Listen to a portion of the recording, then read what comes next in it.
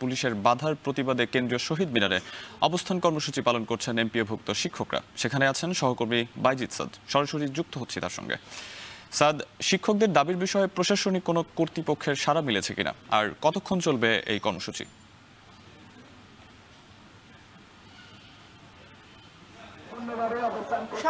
এখন পর্যন্ত শিক্ষকদের যে যৌক্তিক দাবি তারা যেটি বলছেন সেটি বাস্তবায়নের জন্য প্রশাসনিকভাবে এখন পর্যন্ত কোনোরূপ ব্যবস্থা গ্রহণ করা হয়নি এবং ঊর্ধ্বতন কোনো মহলও এখানে আসেনি বলে তারা কিন্তু আমাদেরকে নিশ্চিত করেছেন। তারা জানিয়েছেন যে তাদের যে যৌক্তিক দাবি, অর্থাৎ 20% বাড়ি ভাড়া বাড়ানো সহ আরো যে দুটি দাবি রয়েছে, তাদের যে চিকিৎসা ভাতা সেটি 1500 টাকা করা এবং কর্মচারীদের যে উৎসব ভাতা সেটি 75% করার যেই তিনটি দাবি, সেই দাবি নিয়ে গতকালকে তারা প্রেস ক্লাবের সামনে অবস্থান কর্মসূচি পালন করছিলেন।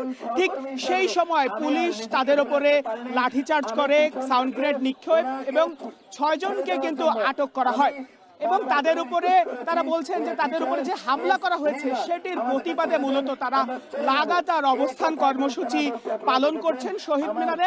তারা সারা রাত ধরেই শহীদ মিনারে অবস্থান করেছিলেন এবং সেই সাথে সাথে তারা অবস্থান কর্মসূচি করছেন এবং তারা তাদের যেই পাঠদান সেটি কিন্তু বন্ধ রেখেছেন। অর্থাৎ সারা বাংলাদেশে 30,000 শিক্ষা প্রতিষ্ঠানে কিন্তু শিক্ষকরা কর্মবিরতি পালন করছেন, তারা পাঠদান থেকে বিরত রয়েছেন। তারা বলছেন তাদের এই যে কয়টি দাবি রয়েছে সেই দাবি যতক্ষণ পর্যন্ত মেনে নেওয়া না হবে ততক্ষণ পর্যন্ত আসলে তারা এখানে লাগাতার অবস্থান কর্মসূচি পালন করবেন, এই জায়গা থেকে তারা সরবেন না। এবং পাশাপাশি তারা শিক্ষা উপদেষ্টার দৃষ্টি আকর্ষণ করেছেন, কেননা শিক্ষা উপদেষ্টা কিছুদিন আগেই তাদের সঙ্গে কথা বলেছিল এবং সেই কথার সময় তাদেরকে আশ্বাস দিয়েছিল যে তাদের যে বাড়ি ভাড়া সেটি 20% করা হবে এবং তাদের অন্য যেই দুটি দাবি সেটিও মেনে নেওয়া হবে।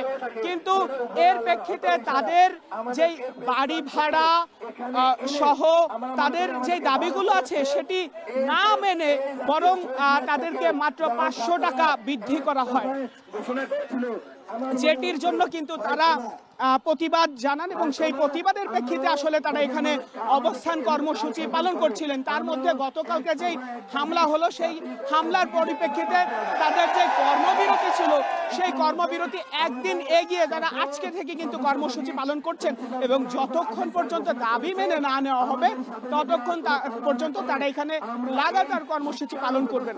এই ছিল আমার কাছে সবশেষ। মূল বেতনের 20% বাড়ি ভাড়া দেওয়া সহ 3 দফা দাবিতে প্রতিবাদ কর্মসূচি পালন করছেন এমপিভুক্ত শিক্ষকরা। কেন্দ্রীয় শহীদ মিনার থেকে সে বিষয়ে বিস্তারিত জানাতে যুক্ত ছিলেন সহকর্মী বাইজিদ সাদ।